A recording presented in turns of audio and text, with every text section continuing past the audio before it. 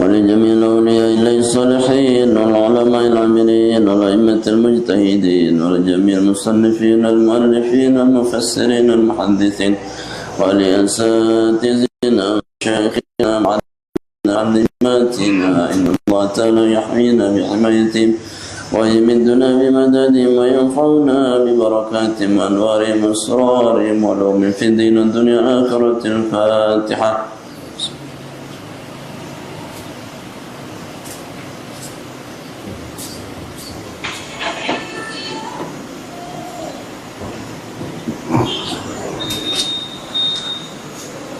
ولجميع القبور من المؤمنين والمؤمنات والمسلمين والمسلمات من آبائنا وأمهاتنا أجدادنا جداتنا لمن حقوق علينا لمن أحسن علينا ولكافة المؤمنين والمؤمنات المسلمين والمسلمات اللهم اغفر لهم وارحمهم وعافهم واعف عنهم. الفاتحة.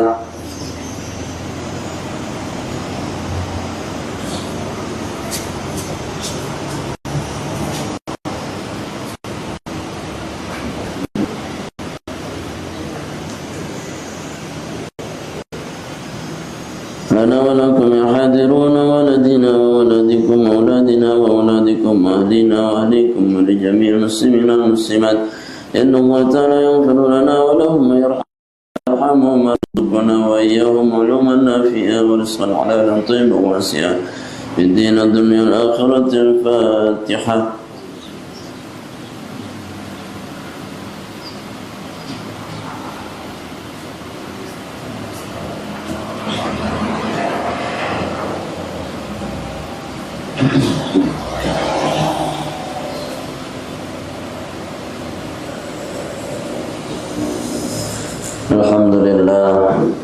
Alhamdulillahilladzi bi ni'matihi tatimmu shalihat wassalatu wassalamu ala rasulillah sayyidina wa nabiyina Muhammad bin Abdullah wa ala alihi wa sahbihi ajma'in. Allahumma shrah lana sudurana wa yassir lana amurana wahlul 'uqdatam min alsinatina yafqahu qawlana. Allahumma yassir wa la tu'assir rabbi tamim bil khair. Qala al-musannif rahimahullah ta'ala wa nafa'na bihi bi'ulumi fid dharain amin. Subhanaka la ilma lana illa ma 'allamtana innaka antal alimul hakim. Wal 'asri innal insana lafi khusr illa alladzina amanu wa 'amilus shalihat wa tawassaw bil haqqi wa tawassaw bis sabr. Hadratul muhtaramin yang sama-sama kita hormati, Bapak Haji Riyadi Mustafa dan keluarga besar yang dimuliakan Allah Subhanahu wa taala. Imam tiang, bapak-bapak, ibu-ibu, sekedar hadirin hadirat jemaah majelis ilmu yang dimuliakan Allah Subhanahu wa taala. Alhamdulillah wa syukurillah, bersyukur kehadirat Allah Subhanahu wa taala. Pagi ini kembali kita dapat hadir di rumah Allah di tempat yang mulia ini dalam keadaan sehat walafiat. Semoga kehadiran kita bermajlis di tempat ini mendatangkan ridha dan barakah dari Allah sehingga setiap hajat, munajat dan doa-doa kita pagi ini di majlis ini diijabah oleh Allah Subhanahu wa taala. Amin ya rabbal alamin.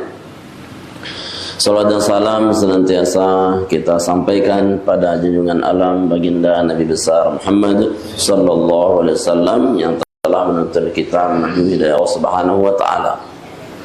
Jemaah hormati Allah, mari kita lanjutkan kajian kitab Ayyuhal Walad karya Imam Al-Ghazali. Qala al-muallif rahimahullah taala, ayyuhal walad, wahai anakku, yanbaghi laka an yakuna qawluka wa fi'luka muwafiqan lisyar'i, idzal ilmu wal 'amalu bil iqtida'i syar'i dalalatun. Bahwasanya haruslah perkataan dan perbuatanmu itu sesuai dengan apa yang diajarkan syar'i. Karena ilmu dan amal tanpa mengikuti syar'i, maka itu akan mendatangkan kesesatan. Kama law sumta, sebagaimana engkau berpuasa saja, tapi yaumal idi, tapi puasanya hari raya, wa ayyamat tasyriki, dan puasanya hari tasyrik, takunu asian, itu adalah maksiat kepada Allah. Ukurannya kita berpuasa, tapi kan tidak dibenarkan secara syar'i berpuasa di hari raya Idul Fitri atau hari tasyrik. Padahal niat kita puasa lillahi ta'ala, tapi karena tidak mengikuti syar'i, justru dia larang puasanya, maka itu juga bagian dari maksiat walaupun kita kira itu ketaatan. Makanya jemaah dirahmati Allah Subhanahu wa taala, bagaimana perkataan dan perbuatan kita ini adalah semuanya bernilai ibadah yang berkesesuaian dengan nilai-nilai syar'i. Maknanya berkesesuaian itu apa? Maknanya berkesesuaian dengan syar'i artinya tidak menyalahi syar'i, artinya lagi tidak bermaksiat terhadap Allah Subhanahu wa taala. Pokoknya itu dikatakan baik secara syar'i atau secara logika. Walaupun dia itu tidak menggunakan dalil, tapi tidak bertentangan dengan Al-Quran dan hadis, maka itu bagian daripada syar'i, ibadah itu sendiri. Ya, kita berjalan dengan motor, dengan mobil misalkan, ya kalau tujuannya baik, ya tetap aja itu nilainya ibadah syar'i. Tapi kalau kita gunakan motornya untuk maksiat, ya tetap motor itu sebagai wasilah untuk kita bermaksiat pada Allah Subhanahu wa taala. Maka dalam kaidah usul disebut al-wasail hukmal maqasid. Tujuan itu, alat itu sama hukumnya dengan tujuan. Ya, artinya kalau alatnya tidak baik, ya tujuannya juga tidak baik. Atau tujuannya baik, alatnya tidak baik, maka yang diperhitungkan adalah alatnya yang tidak baik. Alatnya untuk ibadah, tapi dengan cara apa? Dengan mencuri, dengan niat kita sedekah, ya itu menjadi tidak baik. Kenapa? Karena cara kita bertentangan dengan syar'i. Makanya kenapa kita diwajibkan tuntut ilmu, mengaji ini ke jamaah, agar semua muwafiqan li syar'i, yakni berkesesuaian atau tidak bertentangan dengan syar'i. Ya kita puasa pada yang diajarkan. Ya kita tidur dengan cara yang diajarkan. Artinya tidak ada yang lepas dari kontrol syar'i. Semua dikontrol oleh syar'i. Denara hukum Islam itu yang tidak mengatur semua kehidupan kita, dari bangun tidur sampai tidur lagi, itu ada syar'inya. Si penting apa? Ya dia adalah bermaksiat pada Allah Subhanahu wa taala. Wa'lam, kemudian ketahuilah annal lisanal mutliqa, bahwasanya lisan yang berbicara, wal qalbal matbiqa, dan hati yang menetapkan, al-mamlu'a, yang penuh bil ghaflati, dengan kelupaan, wasyahwati, dan penuh dengan syahwat, alamatus syaqawati, itu adalah tanda lisan dan hati yang celaka. Maka lisan yang selalu berucap ya tidak baik, atau hati yang seharusnya menetapkan yang baik-baik tapi selalu lupa dan isinya adalah syahwat, maka itu adalah tanda kebinasaan. Kalau lisan ini ya lebih condong kepada yang jelek-jelek, artinya dia nuah ngaji, dia berselawat, artinya dia mewah dari pandangan syar'i. Atau hati ini sudah penuh dengan kelalaian, tidak tertarik lagi dengan ibadah, maka itu menunjukkan alamatus syaqawah, nyata-nyata, yakni kecelakaan kita di hadapan Allah Subhanahu wa taala. Ya, maka penuhilah lisan dan hati ini dengan apa? Dengan zikir. Kemudian hati juga dipenuhi dengan apa? Dengan zikir. Ya, ukurannya Allah berfirman, alladzina yazkurunallaha qiyaman wa qu'udan wa la junubihim. Orang yang berzikir pada Allah waktu duduk, berdiri, tidur, semuanya dia maknanya zikir pada Allah Subhanahu wa taala. Sehingga hati ini terisi, ya, lisan ini terisi, badan ini terisi, yang dengan ngisi. Ya, isilah lisanmu dengan zikir, hati dengan zikir, perbuatan kita dengan zikir. Tidak kosong. Ya, jangan diisi dengan apa? Dengan nyanyi, dengan caci maki, lu lihat lidahnya. Ya, kemudian hatinya diisi dengan sombong, hatinya diisi dengan riya dan seterusnya. Badan kita diisi dengan zina, badan kita diisi dengan mengambil hak orang lain. Nah, itu adalah tanda-tanda kecelakaan. Nah, maka kalau belum bisa mengontrol lisan ini agar dia itu sesuai dengan syar'i, hati ini sesuai dengan syar'i, perbuatan syar'i, nah itulah alamat Allah mencintai kita. Allah menginginkan kita menjadi abadnya, hambanya yang dipastikan surganya oleh Allah Subhanahu wa taala.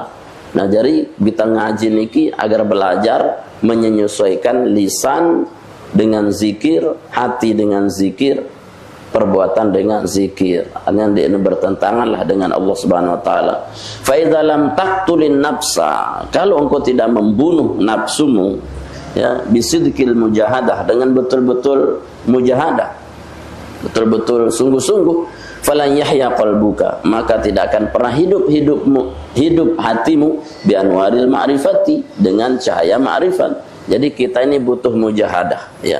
Mujahadah betul bagaimana lisan niki bau bagus, ya, tibil kalam, ya. Qaulun ma'rufun wa maghfiratun, kata Allah, khairum min shadaqatin yatba'uha adza. Saking hebatnya perkataan yang baik itu masih mengalahkan sedekah. Ya, masih mengalahkan sedekah. Kalah sedekah. Ya, Pak Haji Adi misalkan bersedekah isi apa? Gratis unin apa? Spare part gratis buat tuan guru. Misalkan. Ya. Tapi apa? Ya. Tetapi sedekahnya itu diisi dengan lisan yang kotor, ya. Itu masih tidak diterima oleh Allah Subhanahu wa taala. Ya. Masih kalah, ya, sedekah itu dengan lisan yang berzikir, lisan yang baik. Makanya Allah katakan apa? Qaulun ma'rufun, perkataan yang baik, wa maghfiratun, dan selalu memohon ampun kepada Allah, khairun, jauh lebih hebat, min shadaqatin, daripada sedekah yatba'uha adza, tapi lisannya selalu menyakiti. Nah itu, ya, ukurannya, ya, sudah bisa berzikir, sudah bisa memberi motivasi orang lain, kita bisa menyanjung orang lain, memuji orang lain, tidak menyakiti, itu jauh lebih hebat daripada kita bersedekah sebanyak-banyaknya tapi menyakiti. Lebih hebat lagi sudah mampu bersedekah tapi kalamnya itu baik. Makanya kata Nabi, tidak usah jauh-jauh cari orang yang mabrur hajinya atau diterima sholatnya. Cukup, kata Nabi, tibil kalam. Kalau sholatnya membuat perkataannya tambah baik, ya, kalau hajinya pulang-pulang membawa perkataannya lebih baik, maka itulah mabrur haji. Ya, mabrur haji. Tapi ule-ule sayang kajuman, nasi tak berutule Mekah nih, nah itu masalah, ya, magrur namanya itu. Haji mabrur bukan haji magrur, bukan mabrur. Nah, jadi kita harus mujahadah, jamaah, mana kita bersungguh-sungguh untuk memperbaiki lisan, qalbu dengan fi'il kita, perbuatan kita dengan zikir. Ya, zikir maknanya tidak bertentangan dengan Allah. Allah suruh kalam kita ini baik-baik saja. Ya, ini apa? Kalimatut thayyibah, ya, kalimat thayyibah itu jauh lebih hebat ketimbang sedekah apapun yang bisa kita lakukan. Satu perkataan baik jauh lebih hebat ketimbang sedekah yang banyak tetapi itu diisi dengan menyakiti orang lain. Dan tidak nyakitin. Nah, kita perlu belajar mujahadah. Kata Allah, wa man jahada fina lanahdiyannahum subulana. Barang siapa yang mujahadah terus berusaha untuk berzikir kepada kami, untuk mengingat kami, maka kami akan bukakan lanahdiyannahum subulana. Buka engkau pintu-pintu jalan menuju mujahadah, kebaikan itu. Artinya bahwa kita mujahadah, termasuk ngaji seperti ini adalah jalur atau jalan kita mujahadah. Mujahadah apa? Memperbaiki lisan, memperbaiki hati, memperbaiki perbuatan. Lagu lamun sida ngaji sayan apa cerubah biweh misal engkau ngaji percuma, ya, hingga pengajian sayan gerumun nah ini api kenyesal ku ngaji darat nasi darat api demahin berhentilah ngaji. Kenapa? Karena, ya, mujahadah sida itu gagal dengan apa? Lisan kita tidak mampu memasukkan zikir, ya, qalbu kita masih sombong. Ya, angka ukuran Imam Ghazali, janganlah duduk bermajelis dalam mujahadah kalau engkau duduk hanya untuk membesarkan duniamu. Ya, janganlah engkau duduk bermajelis kalau hanya membuat lisanmu tambah kotor. Ya, di pengajian lagu selapuk sumpah serapah, lapuk keras kasar, ya percuma, tidak usah duduk di situ. Kenapa? Karena tidak memperbaiki lisan. Ya. Jangan pernah duduk bersama orang yang apa? Yang hanya membuat tubuhmu itu termotivasi untuk apa? Mengejar dunia, meninggalkan syariat.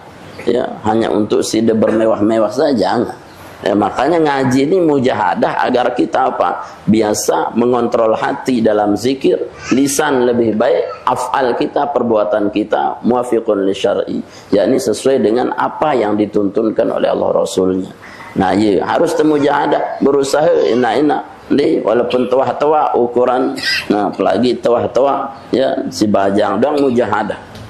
Apalagi yang tua terus asik dah lalu dah kat jauh le ite le embe tau Lombok Barat tau tengah sini tiang lengan Lombok embe Mataram lengan tejak Kediri kan lah pira liwatin ten.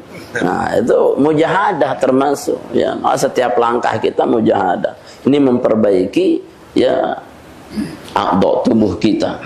Wa'lam anna ba'dha masailika allati sa'altani anha la yastaqimu jawabuha bil kitabati wal qaul. Ketahuilah bahwa semua permasalahan yang engkau tanyakan padaku, kata Imam Ghazali, la yastaqimu jawabuha bil kitabati wal qaul. Tidak akan pernah bisa lurus jawabannya dengan tulisan atau dengan ucapan. Artinya ketika engkau bertanya, curhat tentang masalahmu, tulisan atau perkataan itu tidak akan pernah bisa menjawab permasalahanmu sesungguhnya. In tablugha tilkal halati ta'rifu ma hiya.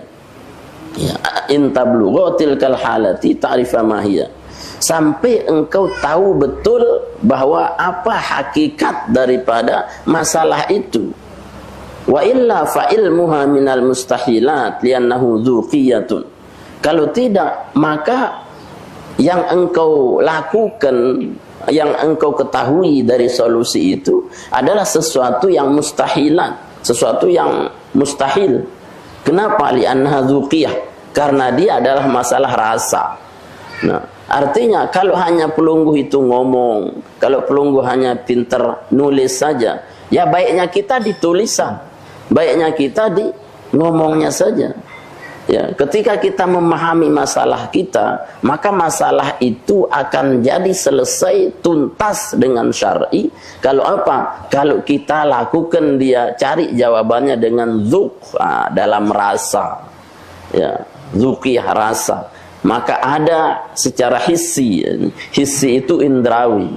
Ada secara dzukiyah, ada secara rasa. Kalau secara indera mungkin kita tidak akan pernah menemukan jawaban atas permasalahan kita. Kenapa? Karena akan kurang terus. Tapi kalau pelungguh cari solusi atas dasar dzuk, rasa, maka disitulah hakikat pelungguh akan temukan rahasia-rahasia solusi. Ya. Di mana kita bisa menemukan dzuk? Ya, bukan di senggigi. Ya, bisakah kita temukan solusi di senggigi misalkan? Sudah sedang susah, pening ya. Misalkan Pak Haji Marzuki yang kena susah, pinang, sumpah ya, ribet, bete mana. Teh, to belai senggigi, ngangat-ngangat pembong toris kedi mana misalkan. Ya. Bisa enggak seger pandangan kita? Seger atau enggak? Seger lu. Seger. Ya, wow, mune kan? Ya kan? Ya, Pak Haji Adi misalkan jalan-jalan Jakudayana, ya, cuci mata juga, cuci mata. Untuk apa? Ngelihat dengan ngandek bercelan misalkan. Nah, itu kan termasuk hissiyah yang membahagiakan kita secara hissi, secara indrawi. Oke, iya fisik ini bisa senang. Ya, bisa senang, tapi seberapa lama Anda akan bisa terobati dengan itu? Ya, paling sekedar sedang ngelintas, wah kemulus nih, membedap nanti, misalkan. Ya, itu. Tapi sudah pulang, itu justru mendapat masalah baru. Makanya kenapa Nabi SAW ini berbicara ke Isra Mi'raj lagi. Nabi itu kan amul huzn, duka cita. Ya, tahun berangkatnya Nabi Isra Mi'raj itu disebut amul huzn, tahun duka cita, sedih Nabi kan. Ya, Nabi bisa saja diperjalankan perjalanan dunia, ya, perjalanan dunia, tidak perjalanan yang dzuk. Nah, perjalanan Nabi itu makanya perjalanan dzuk, perjalanan rasa yang melibatkan seluruh komponen fisiknya. Kalau dikatakan Isra Mi'raj itu adalah perjalanan rohani, roh, maka itu adalah mimpi dikatakan. Kalau perjalanan itu fisik, maka itu perjalanan duniawi. Tapi ini adalah perjalanan tasbih. Ya, perjalanan yang luar biasa melibatkan seluruh potensi rasa dan hissi. Ya, hissi yakni indranya, zuknya yakni rasanya. Yang dirasakan Nabi kenyataan. Di dunia dia sedang sedih, tapi Allah tidak mau Nabi itu sedih, terus sedih karena kehilangan faktor dunianya, sehingga Khadijah ditinggal Abu Thalib. Sedih secara hissi iya. Kalau Nabi mau diperjalankan oleh Allah ke dunia, keliling dunia, mudah. Tetapi Allah katakan itu tidak akan menyelesaikan masalah. Engkau bisa senang di Eropa, mungkin jalan-jalan. Engkau bisa senang di taman mini misalkan, jalan-jalan. Tapi pada titik dan saat yang bersamaan, Anda akan kembali pada titik yang sama. Itu akan, masalah itu akan tetap. Ya. Jadi misalkan, ya, begejoh kan cesenina, aromai sugulah balik, ya, balik. Berapa lama sih dah akan gelining-gelining ke Senggigi? Ya, pasti sudah pulang kan? Ya, ule-ule malik dia terpelewas si senina ada ngalih kamtun piring ini barang melayang. Iya, nah, itu kan tidak menyelesaikan secara hissi iya, secara indera fisik kita dapat selesai, tapi rasa tidak akan pernah sama. Nah maka kata Imam Ghazali, pentingkan zuk, ya, rasa untuk menyelesaikan masalah. Ya. Makanya kenapa Allah Subhanahu Wa Taala katakan zikir itu adalah penentram jiwa. Ala bidzikrillah tatmainnul qulub. Karena yang disetrum, karena yang dihantam oleh zikir itu adalah ketenangan zuk, rasa jiwa ini yang penting. Ya. Dendek itu bahagia, senang, no, isi apa? Isi physically saja, karena itu hanya batasnya. Tapi kalau dari sisi rasa, dari sisi ya zuk, rasa itu tidak akan ada ujungnya, terus ada rasa. Sehingga kenapa ulama-ulama itu terus berzikir, ya, karena dia itu sudah lepas dari khauf dan hazan. Ala inna uliya Allah la khaufun alaihim wa lahum yazanun. Tidak diberi susah, tidak diberi ya gelisah. Kenapa? Karena mereka sudah merasakan yang paling indah. Ya, kalau kita bisa jadi itu narak kepeng susah, senini sili sisa, begajah susah. Ya susahnya itu. Kenapa? Karena masalah fisik saja. Tapi kalau kita masuk ke dalam yang lebih dalam, itulah hakikat kebahagiaan. Angka hakikatnya ketika kita berkata baik, kemudian kita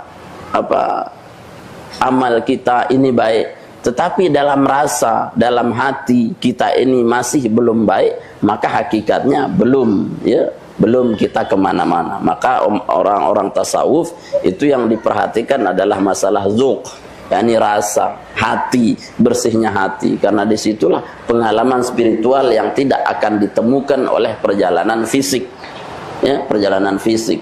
Ya, kita makan bisa kenyang. Apakah kenyang itu mengenyangkan rohani kita? Tidak. Justru akan membuat semakin haus syahwat itu. Dengan makan sayang temelin tengah kenang doang.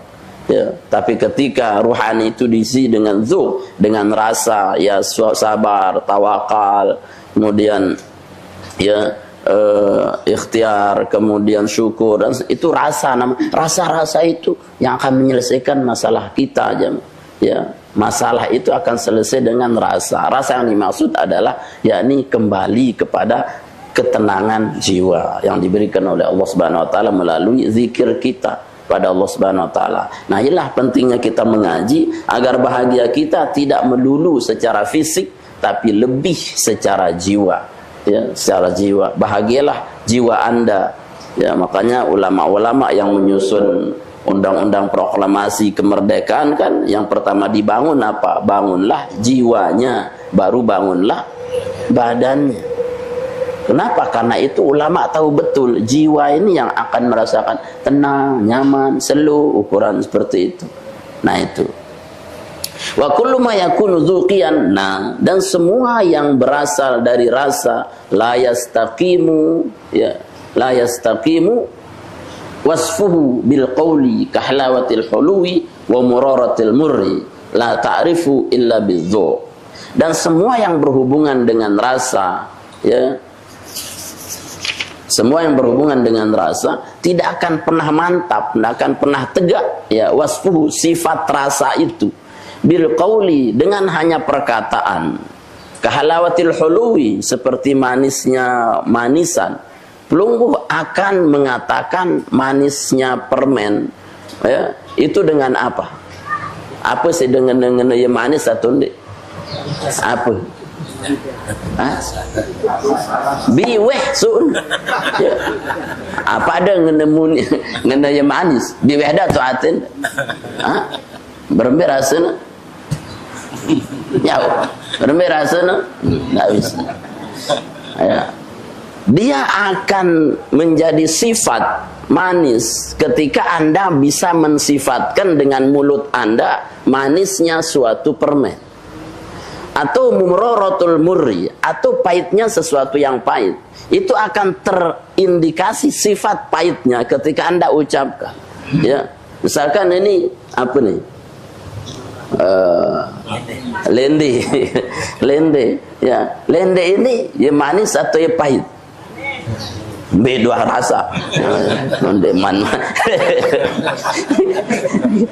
Ndek man itu ngaji ni. Ya. Lende ini manis atau pahit? Tidak ada yang tahu. Ya. Apakah Anda kenal merahnya itu menunjukkan manis?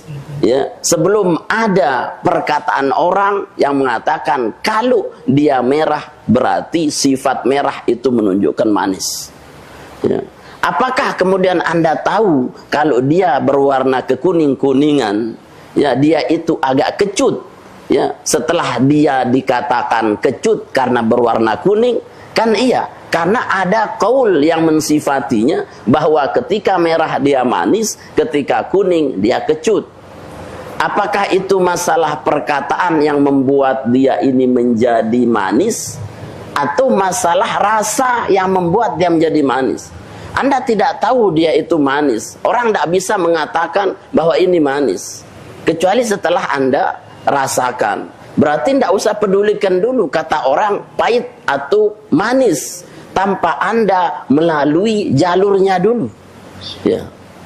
Artinya kita ini kadang terkontaminasi oleh perkataan orang yang menyebut ini manis, padahal dengan orang jeruk misalkan. Nah ini agak atas bahasannya ini. Sama dengan orang jeruk, ya. Mun wah sebut jeruk manis wah ini. Ya manis. Puputan baru ya. Berarti kan menyalahi apa? Perkataan orang tentang ini manis. Tapi memang orang sifati lamun wah kuning marak ngene manis, bro. Padahal belum tentu yang hijau kita makan itu yang kemanisan. Ni hijau kaken lah kemain lagu nu sak kuning kepahit nu. Kenapa bisa berbeda? Ya, perkataan orang yang merasakan ini manis atau kecut. Karena perasaan itu tidak bisa diungkapkan dengan perkataan orang lain yang mensifatinya. Sehingga Anda itu baru bisa mensifati manis atau pahit, ya, itu setelah apa? Setelah Anda masuk ke dalamnya dan Anda bisa menyifati itu sendiri. Dan dia suruh dengan nyipatin side itu, maka pelungguh yang harus mujahadah dulu baru side rasakan manisnya itu. Dan dia side semen demen dong, aneh kalau orang apa kelor de men mai bareh bada aku munde bada aku. Berarti side dapat apanya? Dapat ceritanya doang, ceritanya yang mai atau ceritanya tidak mai, ya. Tetapi sih dia tidak merasakan gimana nikmatnya memakan itu, ya. Besok sih dia cerita kira-kira, menjadi jangan miak nasi kebuli, ya mai doang cerita ngelak kalau dengar, ya. Nah syariat itu, ya, bukan melulu perkataan orang mensifati sesuatu, tapi syariat itu adalah amal yang langsung kita lakukan dan langsung kita rasakan dalam hati kita, ya. Sehingga kita tidak tahu bagaimana pengalaman spiritual masing-masing. Pelungguh mungkin punya pengalaman spiritual ketika berhaji. Saya ini merasakan sesuatu yang berbeda. Yang satu berbeda. Kenapa? Karena dia masuk melalui hakikat yang tidak dimasuki orang lain. Ya. Ngerti sih, Den? Ya, artinya jamaah, ya, jangan pernah side itu hanya bertumpu pada perkataan orang lain tentang manis dan pahit. Tapi pelunggu harus jadi peneliti. Makanlah dulu baru Anda akan mensifati manis, atau makanlah dulu baru Anda mensifati itu pahit. Artinya beramal dulu untuk diri kita, menyelam dulu untuk diri kita agar kita tahu hakikatnya memang dia manis atau dia pahit. Tanpa itu Anda masih bimbang, ya pedis, ya pahit, atau ya manis. Deku tahu, deku coba. Ya, tetapi ketika Anda makan, tidak usah tanya orang, sudah berembi rasin. Ya, yang bertanya itu berarti dia belum masuk ma'rifat. Ya, mukakan mesa, hidup mesa. Dan kak jemaah sih dia mau ngaji nu menurut katakan memberasin. Mesa. Nah, barulah dia merasakan, oh ternyata setelah menyelaminya itulah hakikat daripada yang kita tuju. Nah, jemaah dirahmati Allah, kata Imam Ghazali begitu, la ta'rifu illa bidzuk. Engkau tidak akan merasakan apapun kecuali dengan rasa. Maka amal itu ya rasa, maka nikmat itu yang rasa. Maka rasakanlah diri kita dengan nikmat-nikmat Allah, dengan zikir-zikir, dengan ibadah Allah, barulah kita merasa. Dan dia hanya ngomong doang, sudah pinter ngerawas doang. Lagu nang wah coba ane tahajud nu nikmat tuh nih. Apa nikmat? Lah, uni. Dia nu tahajud pada. Itu namanya omong kosong. Ya. Anda tidak akan tahu, makanya kenapa ulama tidak bercerita tentang nikmatnya, karena terkadang sesuatu yang nikmat itu susah untuk diungkapkan dalam cerita. Jadi ngimpi senang doang kadang susah ngombe tanpa cerita. Aku bedaitkan artis bermimpi terus aku pokoknya saya nikmatnya kan. Ya. Maka rasa itu tidak akan pernah bohong terhadap kita. Ya. Maka jemaah, masukilah syariat, masukilah agama, beramallah intinya agar dia tahu ngombe nikmatnya dengan beramal agama itu. Kalau dia masih ngomong-ngomong, ya maka tidak akan pernah masuk ke dalam dzuk, dalam rasa. Nah, ya kena kama hukia sebagaimana dikisahkan anna aninan, ya, kataba ila sahibin lahu in arafani ladzatal mujama'ati kaifa takun, fakataba lahu fi jawabihi ya fulan inni kuntu hasibatki aina apa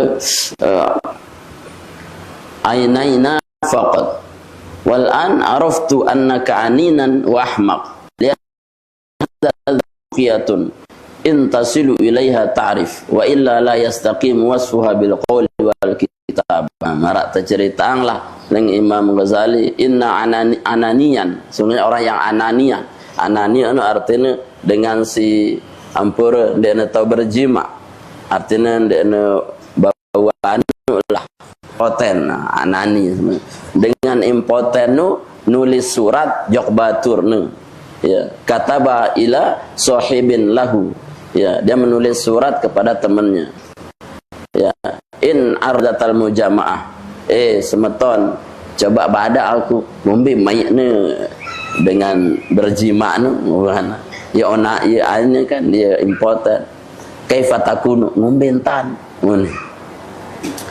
fakataba lahu fi jawab, lalu dia menjawab menulis, ya fulan ini kuntu hasibat, ya saya ini sudah cukup merasakannya, ya ainanya faqat, maka engkau semata-mata impoten, walan dan sekarang araftu annaka ainain wa ahmaq, sekarang saya baru tahu bahwa engkau itu impoten dan sangat bodoh. Si de impoten endah bodoh.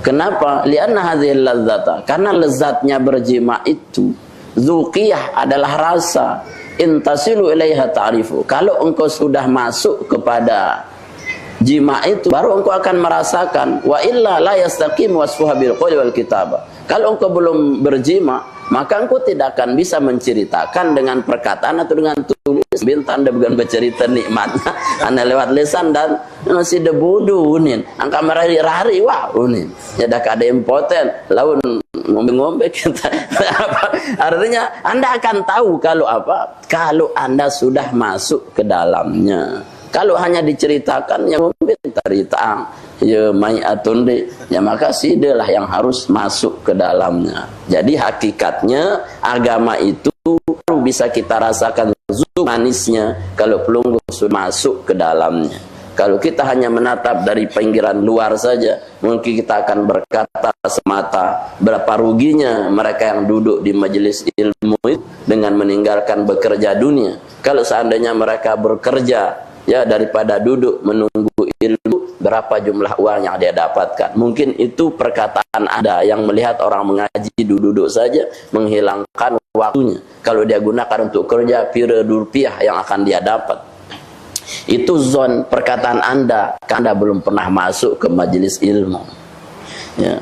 Mungkin Anda akan melihat dengan ini masjid-masjid di coba begawian sangwah nesuge lagu ini siat doang. Karena Anda belum merasakan, belum Anda masuk, maka Anda hanya menatap luarnya saja. Maka agama jangan pandang sebelah mata, jangan pandang luarnya saja, tapi masuki dia, maka Anda akan lihat betapa indahnya beramal soleh dalam agama. Nah, ye cerita aja Imam Ghazali. Kau nak tahu tu ilmu ni, dia tahu membedap tu tahajud tu, bunyi. Lah dia tahu dia tu tahajud. Berarti bertanyalah, fasalu ahla zikri in kuntum la ta'lamun. Tanya sama orang yang sudah masuk ke dalamnya, baru Anda akan tahu. Dan tahunya Anda pun hanya qaul saja sama orang, tapi Anda tidak tahu hakikatnya kalau Anda belum masuk ke dalamnya. Nah, ya kena. Jadi jamaah, marilah kita potensikan lisan zikir. Kita tahu fadilahnya zikir, kita tahu fadilahnya hati, kita tahu fadilahnya amal. Maka masuklah di situ. Tidak perlu mendengar cerita yang merasakan betapa nikmatnya zikir dan beramal soleh.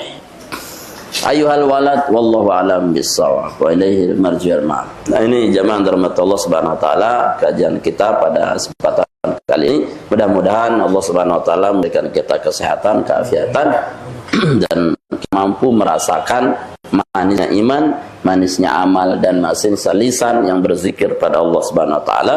Bi barakatil Fatihah.